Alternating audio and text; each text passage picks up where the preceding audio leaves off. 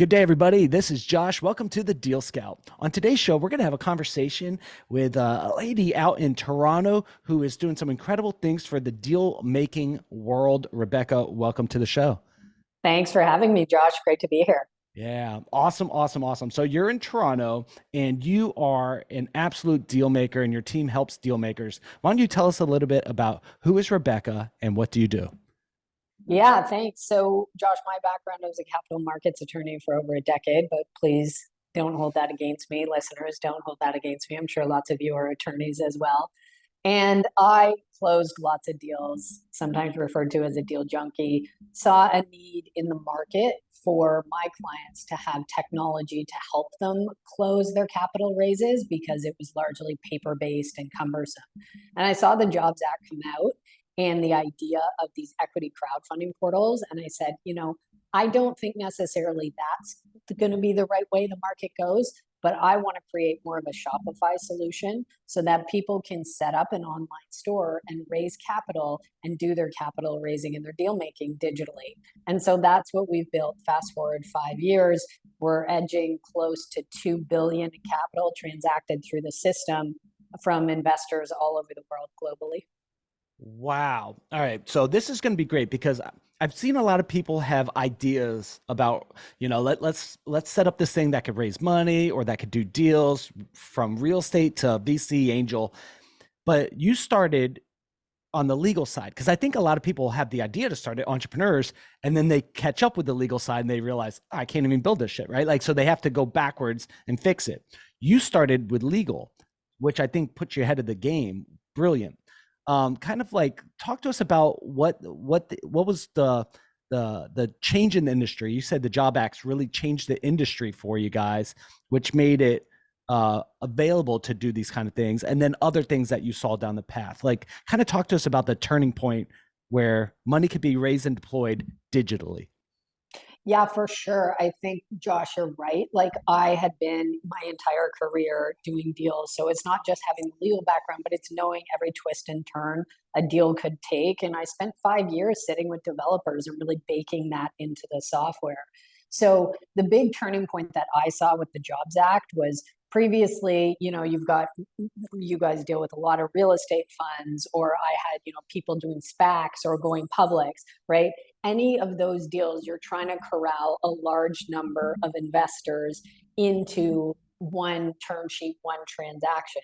Then the Jobs Act comes out and it says, okay, we know that companies are taking longer to IPO. We want to let more Americans invest before that IPO hits because that's now happening longer and longer. We want to let every American in at an earlier stage.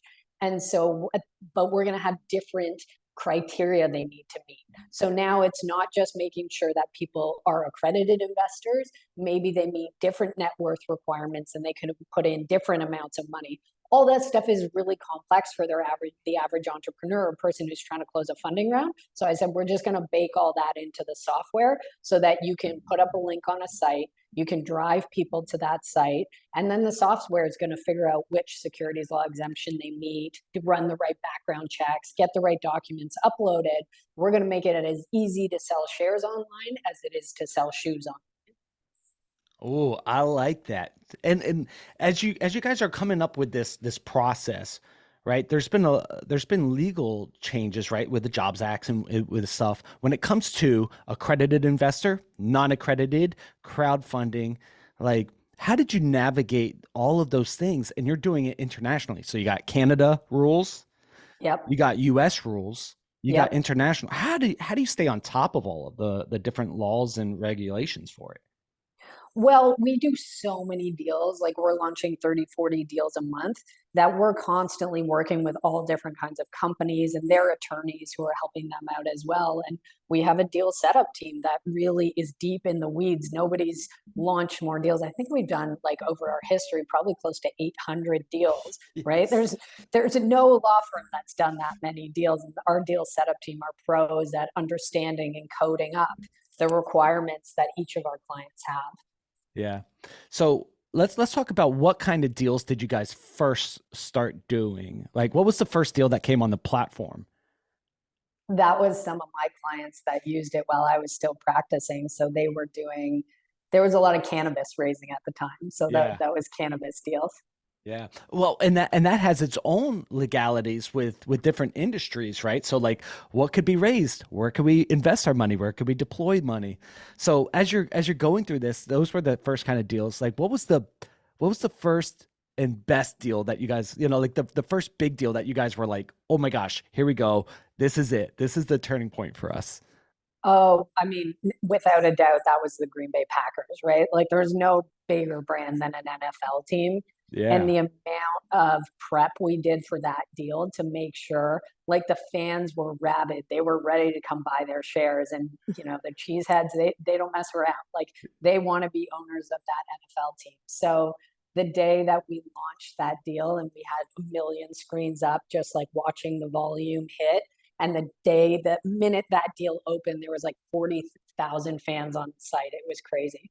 Holy moly, so exciting. So you guys have seen so many deals and you've seen deals gone, deals that go good, right? And just as planned, right? And then you've seen some deals gone wild where it's just like we have no clue what even happened there. Like what would you say when it comes to raising capital and, like these groups that are doing it, what would you say are some key points to prevent deals from going wild, to keeping deals on track? Yeah, so I think in the retail capital raising space, like raising money digitally by through digital marketing efforts over the last 6 to 10 months has been a really crazy time, right? Like a lot of people were watching this market and saying, this is never going to work. It's just like NFTs, it's just like crypto. And we've seen deals continue to perform amazingly well. We've got a lithium deal closing right now, raising millions of dollars. And what has proven out over that time period is that if you've got a good deal, people want it. And that doesn't change in a down market. And retail investors, you get people talking about how much the average American consumer has to spend. Like buying shares online, consumers want in on that. They want to make these investments. That's not going away. And this space isn't going back to paper and pen. So I think a lot of what's proven out over the last 6 months has been that there are rabid fans, just like the Green Bay Packers, who want to make investments and they want to invest in companies that they believe in. The equity crowdfunding has shown those fans of the company are really strong supporters. We have clients who have gotten some of their biggest contracts from the people who made those couple $1,000 investments. Now explain that because I've seen, we've interviewed Republic and crowd and a few other crowdfunding platforms and debt raising platforms and such like that. And, that's one of the things that I've heard is when people invest, even if it's $1,000, $100, or whatever the case may be, they start following the journey. You start that conversation. And once they have their wallet open, man, it's easier to get another dollar. But what have you seen work really well in cultivating those relationships? Because sometimes I think people look at, okay, I got an investor, look for the next one. And it's like, Yeah. no, cultivate it, cultivate that relationship. Like, what have you seen? Well, I think that's exactly right. And you know the space to know that you're asking that question. Like we built a software exactly for what we saw our most successful clients doing that way. It's called Engage, right? You Yeah. engage that community, you send them videos every quarter, you keep them posted. Like I do that with my investors anyway, right? I don't want to talk to every single person. So I send them a quarterly update. They love it, keeps Yeah. them engaged in the company. You put an ask in that and they respond and they want to be helpful. They want to help make their investment successful. So it's that continued re-engagement. We've seen companies like Miso Robotics over probably 4 or 5 rounds raise upwards of 65 million. Like we're talking Yes. big numbers when you continue to re-engage with your audience and just keep them in the loop. The trend we call it is impact investing, right? People want to make investments in companies that they believe in, that they believe are making a great difference in the world, and it becomes part of their own personal day to day. Hey, I'm an investor in Netflix. I love what they're doing. I love what they're building. I love how they're disrupting an industry, and I feel good that I'm a part of it. Yeah. Yeah. The way to, I guess, build those relationships. What have you found is a good way to start that? Right. So here I am, Josh. I'm gonna raise $5 million, and I come to you and I say, Rebecca, I need some help. I've got a community. I've got 20 something thousand followers here. I've got followers here, but I'm looking to raise some money, but I want to do it for a good purpose. Let's just say it's an impact thing. But how do I start that conversation? I've never asked for money before. This is my first time funding, like Yeah. how would you guide me through that kind of thing? Or what advice have you seen work really well? Well, our digital marketing team, Dealmaker Reach, I mean, they do this stuff all the way down to the analytics. They're monitoring the reactions on the first emails you send and tweaking the messaging and understanding how to position it to get that deal done. But the first thing is you got to make the ask. Like people are there for it. You just got to ask. And then I always tell people, like when I see founders who are meek in their ask, like sales is 7 touch points, right? Don't think you're going to get it there on the first ask. You got to follow up, and you followed up. Some of my investors who ended up writing big checks, I mean, I probably followed up with them upwards of 15 times. Yeah.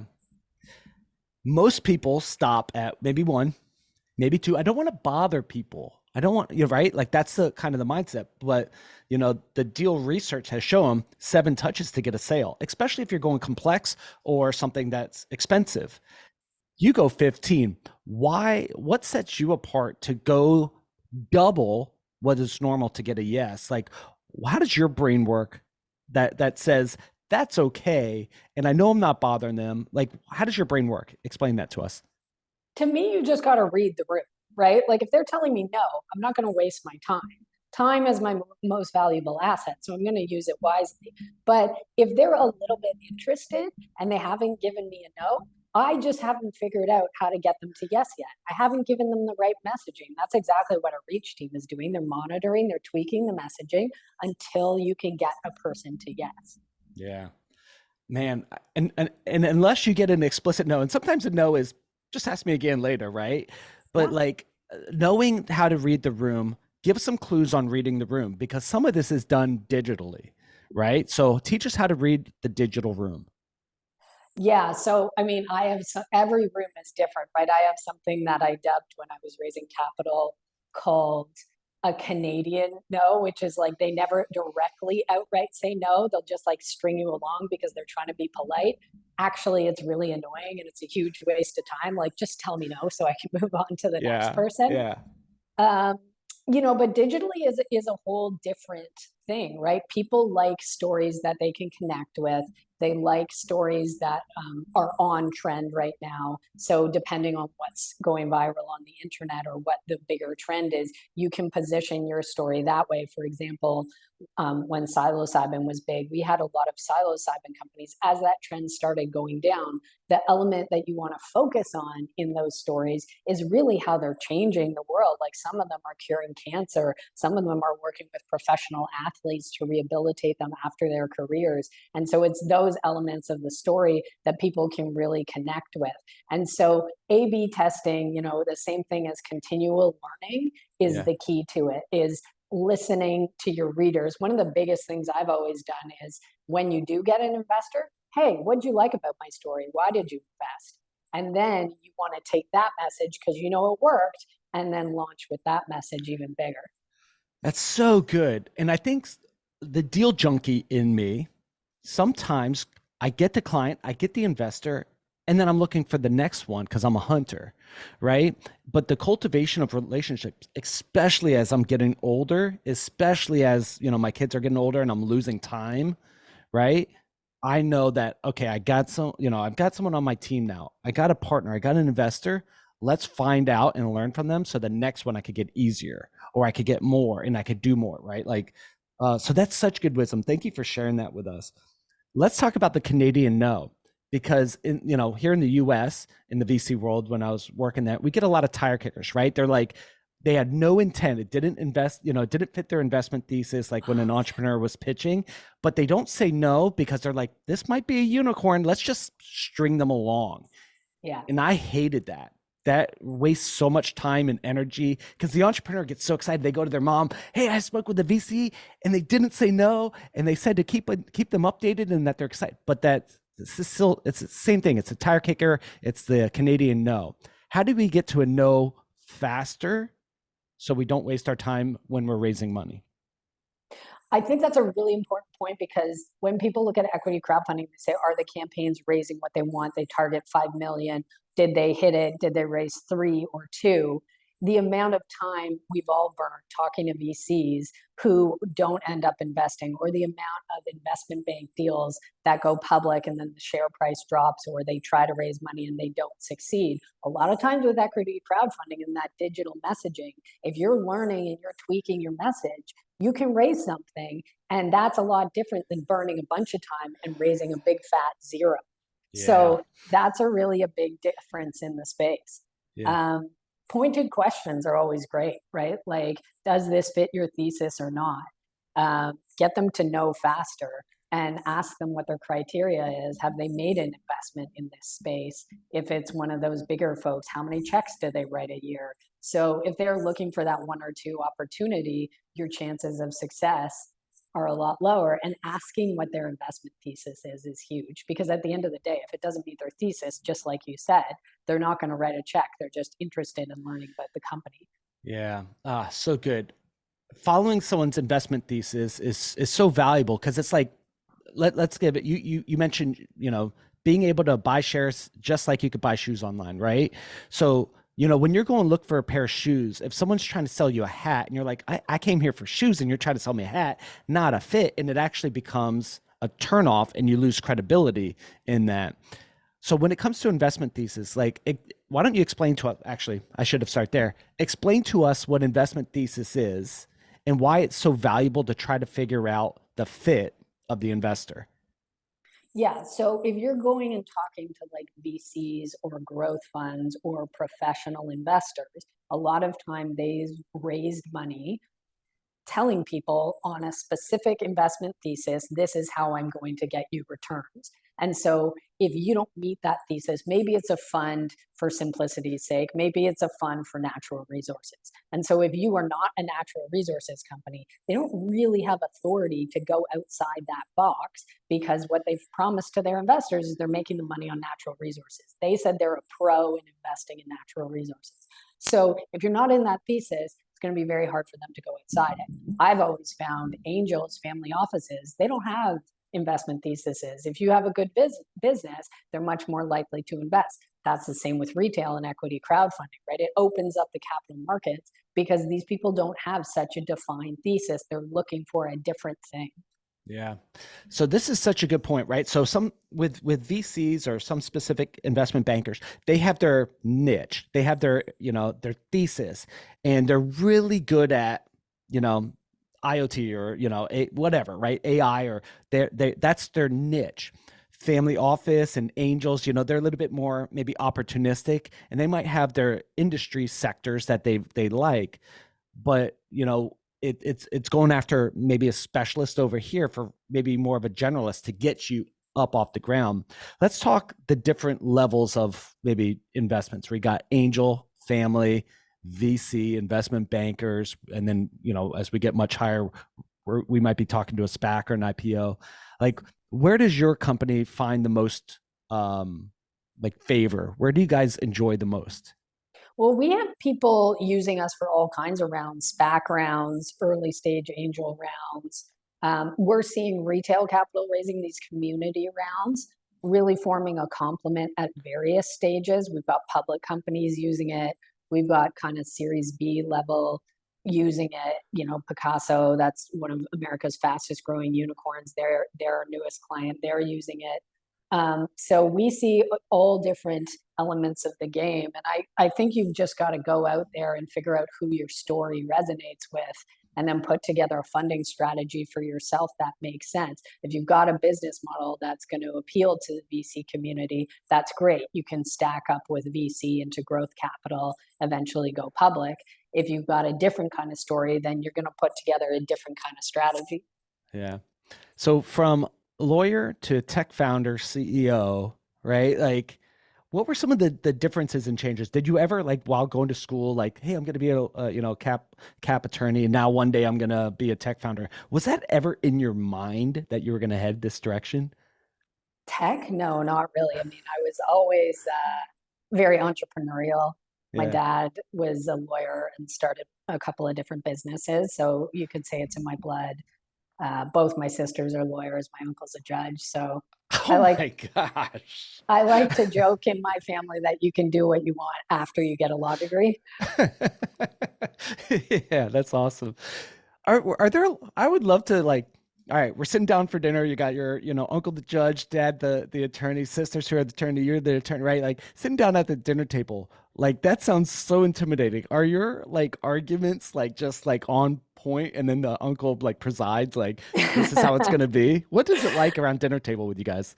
Yeah, no, not really. We get along pretty well. My dad's in the wine business, so that's all we talk about. Yeah. What business is he in? Wine, alcohol. Oh, nice. That's fun. That's really nice. So, all right. So you went through this route, you became that. At what point did you go, all right, I was an attorney for a while, but now this is the direction I need to go because that's a big change. That's a life-changing thing. What what was the turning point for you to go, I'm doing this? And what were the some of the fears to go that route? For sure. I was actually featured in The Hustle, if you know that newsletter, as one of the biggest career changes they've ever seen. Yeah. Um, yeah, thinking back on it, a bunch of different things happened at the same time, right? The Yeah. Jobs Act came out. I saw an opportunity there. I saw an opportunity to be in a business where I could make a real impact on the world versus just selling my hours as a lawyer. I started a startups practice. I was working with a lot of founders. I was giving them flat fee packages for legal services, which doesn't probably sound that groundbreaking to you, Josh, but like in the It's a big legal world, it deal. is. It's a big deal. Yeah. So I kind of got the startup bug working with so many amazing, intelligent founders. And I had kids. And I think when you have kids, you want to spend your time doing something that is going to impact them in a really positive way. And if you're a mom and you're going to be away from your kids, you want to feel really passionately about what you're doing. And I met my co-founder who had been practicing in New York, and we both shared the excitement of what we could do in building out the dealmaker business and really building Shopify for the capital markets and how that could change the world. Yeah. So, oh, this is so good. All right. So we have two attorneys coming together to form a company. Like the operating agreements and all of that other stuff. Like, was that like the most intense like formation you've ever seen in your life? Two attorneys coming together to build a tech company? Actually, it was the opposite. Like we were like so we because we know the law, like we Yeah. sketch out our own agreements. Like we spend like nothing on legal fees. We were just like, oh, that's we can do that ourselves. That's fine. But that was a big benefit to us because we understood so much of the regulatory landscape. And the difference about both of us is that we understand that and we're looking for ways to make it better and easier to operate within. Yeah, you're so awesome. You guys are so lucky. So as you guys are getting, getting this thing up and running, like what were your roles and responsibilities in the beginning? I mean, you guys were probably doing everything, washing the dishes, taking out the trash, trying to figure out code, trying to figure out the laws in different places. But like, what is your primary roles responsibility? Yeah, for sure. I was doing, sales, customer success, deal setup, um, Yeah. handling the clients when the system didn't work. So, sweeping the floors, everything. Today, I'm CEO, so I manage kind of the overall vision and direction of the company and work with the executive leadership team. And my co-founder Matt is chief strategy officer and heads up our broker dealer. When we were spinning that out, he went out and wrote all the exams. And I don't know that he ever thought he was going to be, a Series 7 and CEO of a broker dealer business. But Yeah. that's what we do. We do what we got to do to keep our clients happy. Yeah, holy moly. So many different licenses, so many different legalities. Man, yeah, this is so good because I was going that route. Everybody, I'm a real estate broker, right? Yeah. We have an insurance company. We have a few other things, but everybody's like, Josh, you need to be in cap raising. I'm like, all right, I'll consider it. And I looked at the licenses. It's like, I got to spend the next 10 years of my life like figuring out how to take these tests, right? Yeah. But he did it and he crushed it and he's probably just brilliant dude. He Um, is. He is. You yeah, could put him in anything and he could do an amazing job at it. I'm very fortunate. yeah. As you're building, like so here you are, you have kids, you're CEO of a company. Like give us some like milestones that you guys have hit. 2 billion in deal flow, which is crazy, right? Like 800 deals, massive amount of deals. So you guys are getting deals under the belt, large volume. Like what other some milestones that you guys have hit, and maybe employees or growth or direction of what you guys want to accomplish? Yeah, for sure. I think I was going to say hitting 100 employees. We're at about 110 right now. When we crossed that Oh, milestone, yes, that was huge. that's Um, huge. the acquisition we did last March, so a year ago, of one of our partners, the digital marketing firm. They're based in Austin, Texas. We love those guys. They know what they're doing. They're always groundbreaking in terms of like how to leverage the power of the internet to raise capital. Yeah. Just crazy innovation strategies and digital models. So our first acquisition, that was huge. We want to continue that and got our sights set on some other stuff that can grow the company even bigger. And I think, for us, we're powerhousing our way towards unicorn status. So there's always different milestones along the way, and getting there and dominating the US landscape and then moving on to more international jurisdictions is really where we set our sights. Yeah. What are some of the things you talk about, like the heart of the investor, right? Like, like people invest in things that they're interested in. People like that they have a, I forget the word, they have like a affinity towards, right? They Yes. like that. What are some of yours? What are some of the things that you're like, it just makes your heart beat and you're like, this is cool. Like I know you're for entrepreneurs. You've been doing it since the day of that. You like, back in the day of legal. You love the capital markets, but what are some of the things that really make your heart beat? Yeah, I mean, my main things are deal maker and my family. So Yeah. that doesn't leave a lot of time for other things. But in terms of investments, I always think real estate's cool. I think all the different real estate models that are coming out there with fractional ownerships are really, Yeah. really interesting. We have some clients that are doing those models, and they're now like dividend and distribution generating, Yeah. which is very cool to me because especially in the startup world, like typically you see either go big or bust and exit, right? Yeah. And so I think it's like 13% of the companies that have done equity crowdfunding have actually gone on to do exits from like the companies that started 2015, 2019. So it's like not a bad ratio considering it's high risk investing. But with a distribution model, I think that whole thing flips on its head and it's a whole different return for investors, which is very cool. For sure, for sure. I like real estate and I own, rentals and such like that. But then I also own like shares of like these cool startups that are doing fractional this and that. And like to me, I don't have to deal with tenants. I don't have to deal with like toilets and all that other stuff. It's so fun. And I could examine it on my computer anywhere in the world in our, going camping with the wife there or doing whatever. Such a cool, fun world, isn't it? Yeah, it really is. It really Yeah. is. And you can divide it up. And exactly as you say, you get the benefits of real estate, but you're not doing all the management stuff. Yeah, super fun. Let me ask you this. This is a little selfish of me, but I have a 10-year-old daughter, a 5-year-old son, and a 3-year-old daughter. So I got two daughters, right? And one day they're gonna maybe come work, for you, and I'll work for them or whatever. But like, give me some advice on raising a female entrepreneur. My daughters are super entrepreneurial. Like they're talking to me about lemonade stands and creating art and selling it and such like that. Give me some advice that I could share with them. Bam, you got it. My girls are doing lemonade stands too. That's it. So cool, right? Yeah, Yeah. I think you got to make it fun. Like Yeah. they've got to get out there and hustle. And I see my 6-year-old flagging people down with her cute little pigtails and trying to sell them lemonade. Super cute. I think like enjoying that cold calling is a huge part of building a business and that sales aspect to it. Yeah. So I think making that fun is a really core piece of it. One of my daughters was really into writing, so I encouraged her and she wrote a book and we found an um, illustrator on Fiverr and then she published a book and she got to give it away and I think she got a lot of gratification out of that Sure. and really making business fun because you know what, like, Josh, I know, but a lot of people don't know, like, being an entrepreneur, being in business, it is really fun and Yeah. it involves some risk, but if you enjoy the risk and you don't mind falling flat on your face and you know that's a part of life, then it's not a big deal. For sure. For sure. Making business fun. Yeah, my daughter, wrote a book and we sold it on LinkedIn. She, one book, one copy, $20.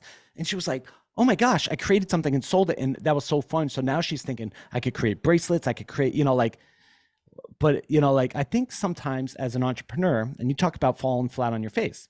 I've been in VC and private equity. I built millions of dollars worth of stuff. I've also been bankrupt. I've been on food stamp, had to move back in with mom and dad. I think, I'm a risk taker. Obviously, I'm an entrepreneur through and through. I can't go work for a corporation. It's just not going to be a good fit. Um, when it comes to falling on your face, give us some advice, right? On some of the things that maybe from a personal experience or something that you've seen on how to maybe shore up so you don't maybe have to hit as hard as I did, or how to get back out if you do hit your nose like I did. Yeah, that's good. I mean, I think that's a key part of it. I try to permeate that within the deal maker culture and values all the time, that done is better than perfect. We don't care about mistakes as long as we're learning and having an ongoing learning mindset. I had a girlfriend that was doing like a health and beauty business, and she cut a bad deal and she was paying a lot of money to a partner, and she was being really hard on herself about it. And I said, you got to look at that couple $100,000 that you feel bad about losing because you paid to someone else. That's just the cost of that lesson. And if Yeah. that lesson causes you to cut a better deal next time and you make $1 million, that's money well spent.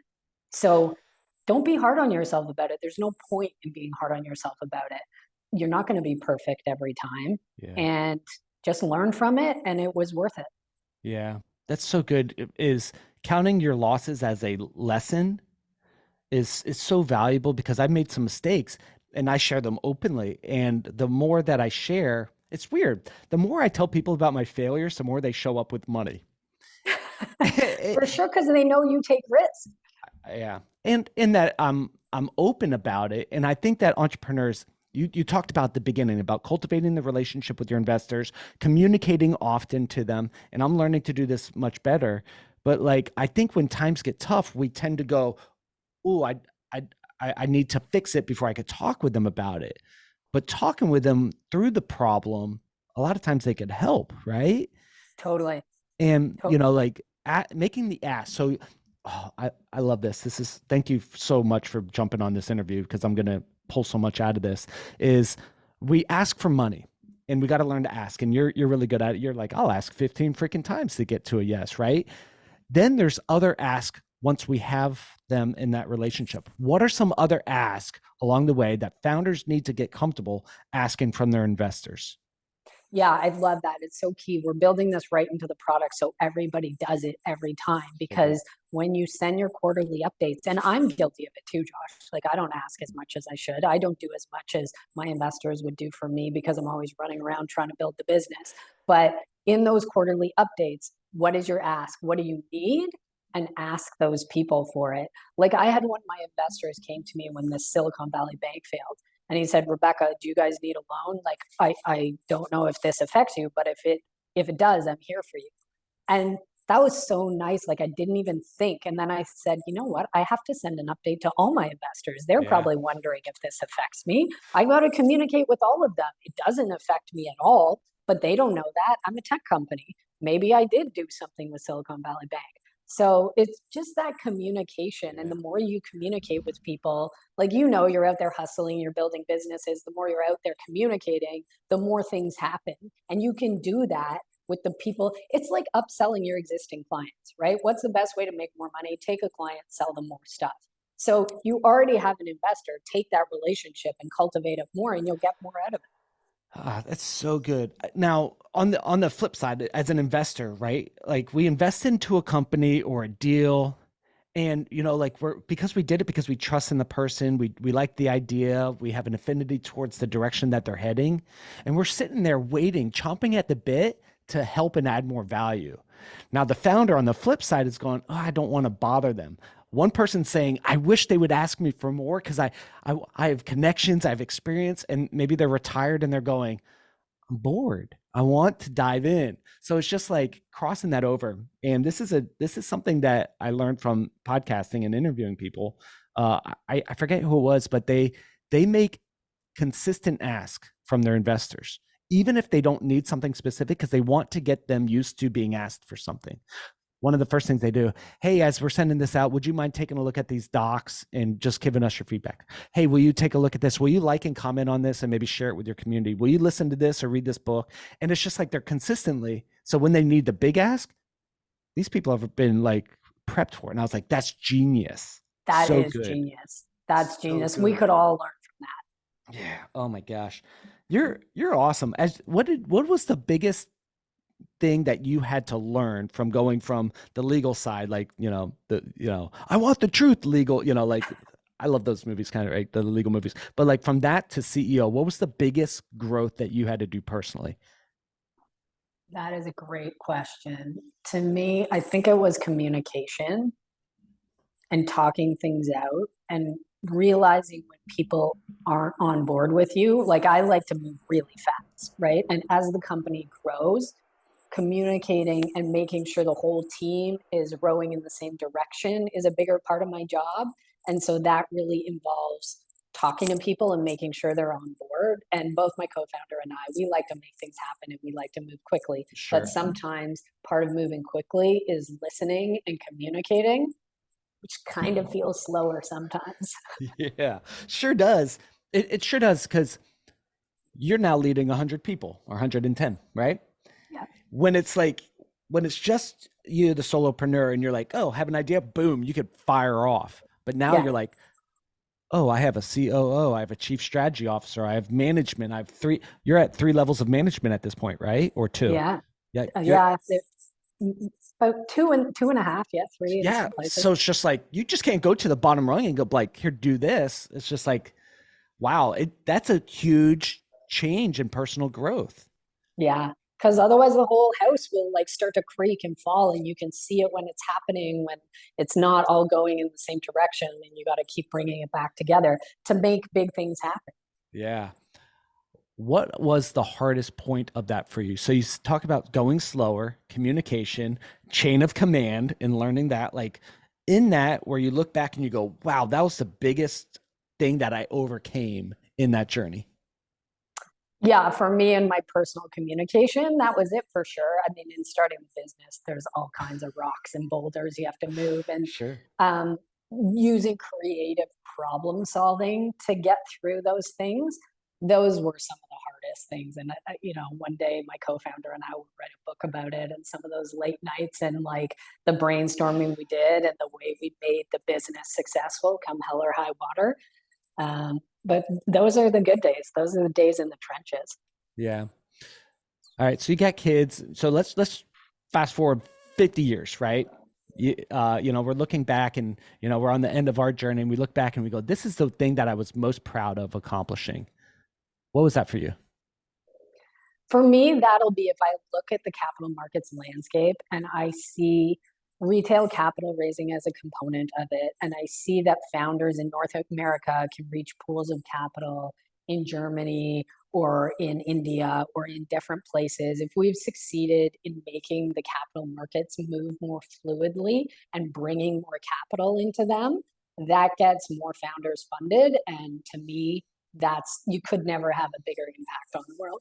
That's super cool. There's so many dead ideas because they didn't have access to capital.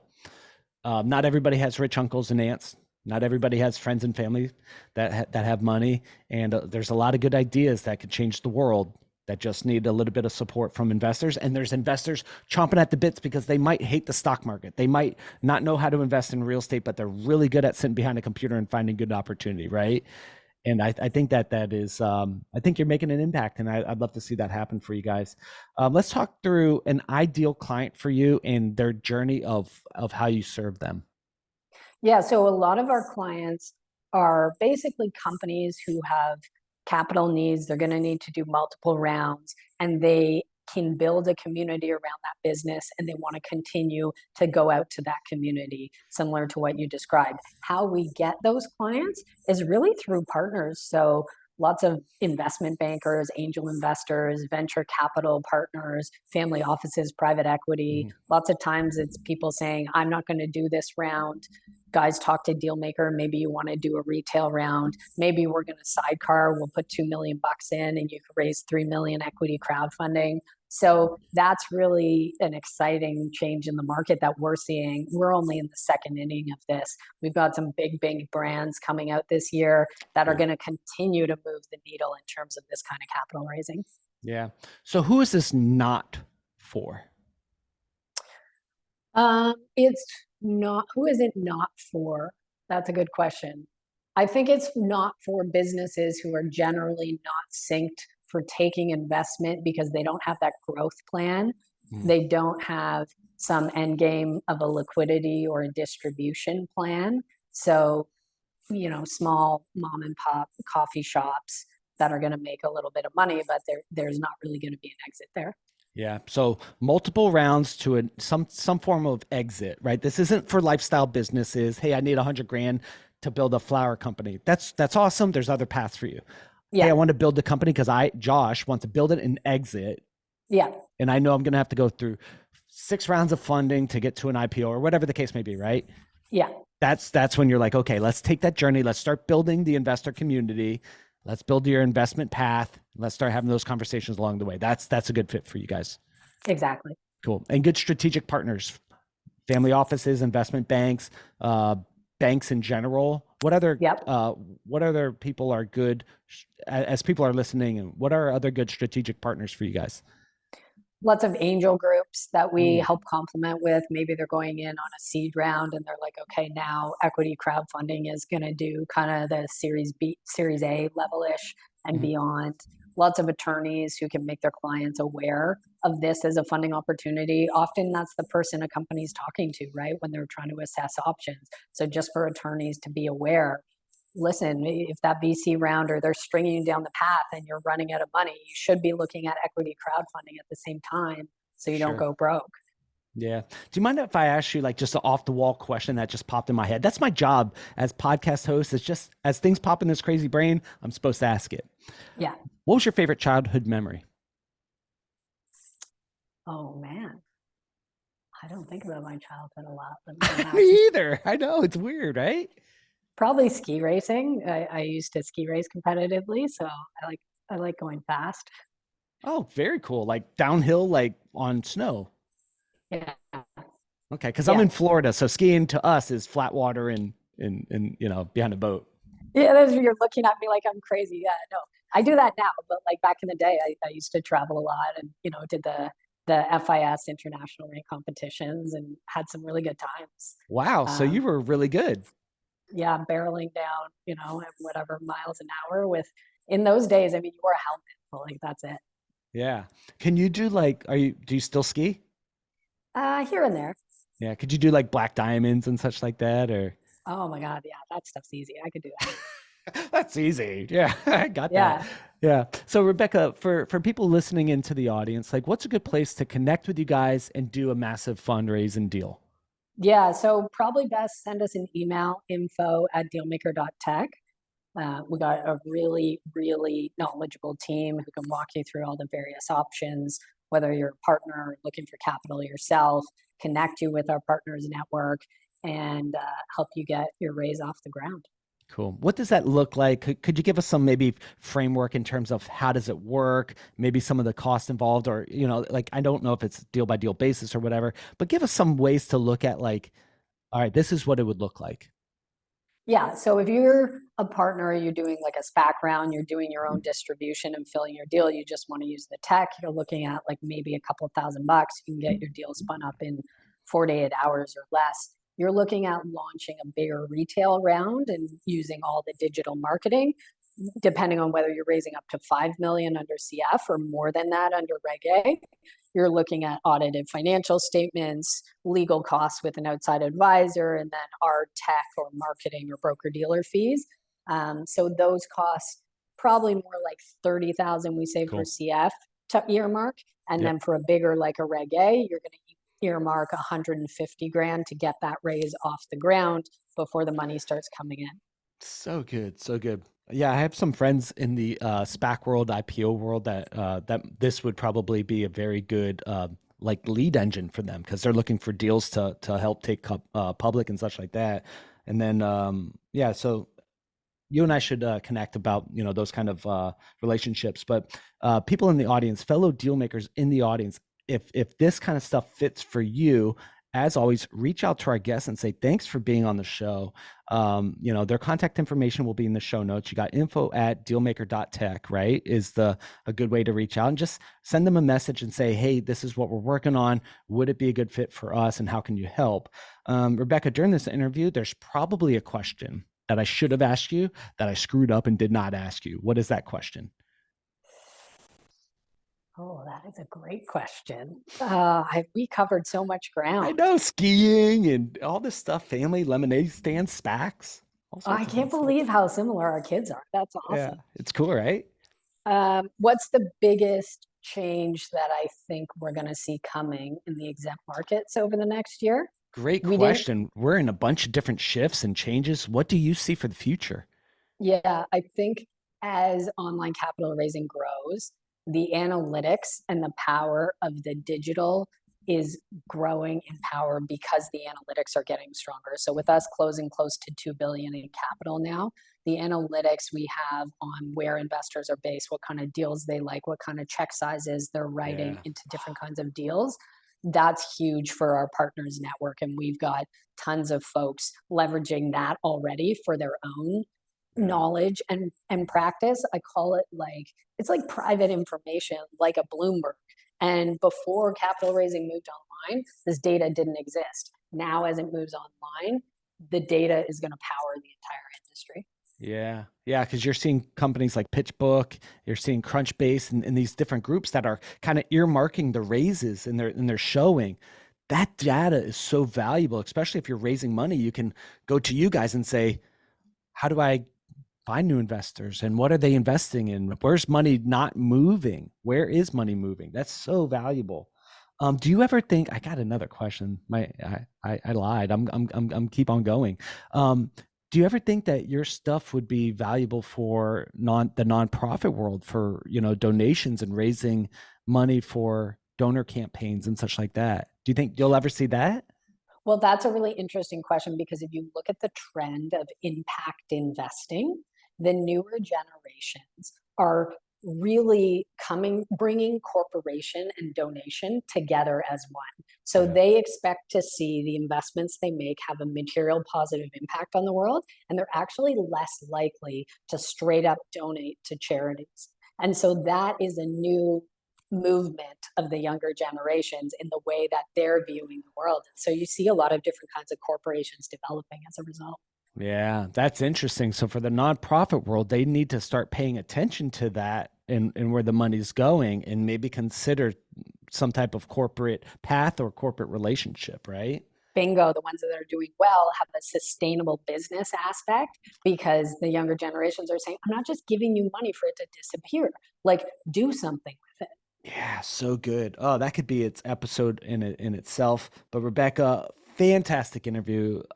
Such a great time connecting with you and learning more about you and the business. One more time, where could people go to, find more information about the company? What's your website?